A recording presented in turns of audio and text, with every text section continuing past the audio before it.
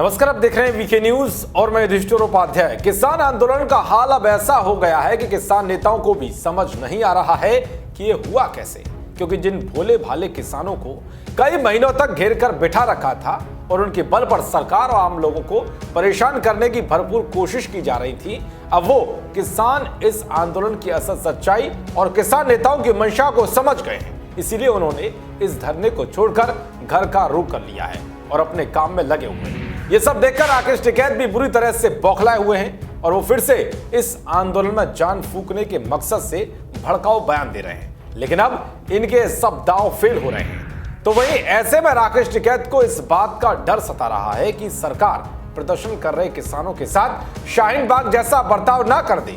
बता दें कि कोरोना संक्रमण बढ़ने के बाद पुलिस ने प्रदर्शनकारियों को शाहीन बाग से हटा दिया था। राकेश टिकैत ने बुधवार को कहा है कि सरकार को किसान आंदोलन के साथ उस तरह का बर्ताव नहीं करना चाहिए जैसा कि पिछले साल दिल्ली के शाहीन बाग में विरोध प्रदर्शन के दौरान किया गया था। उन्होंने कहा कि प्रदर्शनकारी घर तभी लौटेंगे जब नए कृषि कानून वापस ले लिए जाएंगे, भले ही हमें 2023 तक विरोध जारी रखना पड़े, हम इसके लिए भी तैयार हैं। कोरोना संक्रमण को लेकर राकेश टिकैत ने कहा है कि चाहे लॉकडाउन लग जाए, लेकिन वो वहां से टस से मस नहीं होंगे। अब आप समझ सकते हैं कि कोरोना के बढ़ते खतरे के बावजूद भी जिद पर अड़े राकेश टिकैत किस तरह से किसानों की जान के ही दुश्मन बनने के लिए तैयार हैं, क्योंकि उन्हें तो पता है कि वो तो करोड़पति नेता हैं, उनका क्या बिगड़ेगा। बिगड़ेगा तो एक आम किसान का, जो कड़ी मेहनत करके पूरे देश के लिए अन्न उगाता है और उनके पास वो संसाधन और धन नहीं है जो राकेश टिकैत जैसे करोड़पति नेता के पास है। बता दें कि नागरिकता संशोधन कानून के विरोध में दिल्ली के शाहीन बाग में प्रदर्शन दिसंबर 2019 में शुरू हुआ था और 100 से ज्यादा दिन तक धरना प्रदर्शन चला रहा था।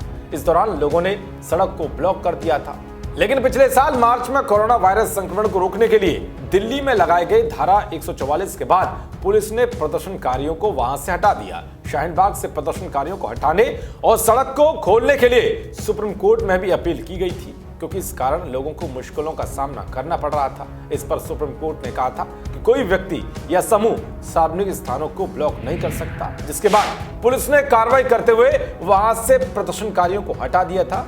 अब ऐसा ही डर राकेश टिकैत को सता रहा है कि अगर यह आंदोलन खत्म हुआ तो उनकी सियासी चालबाजी वाली दुकान बंद हो जाएगी। देश और दुनिया की तमाम खबरों को पाने के लिए देखते रहिए वीके न्यूज। नमस्कार।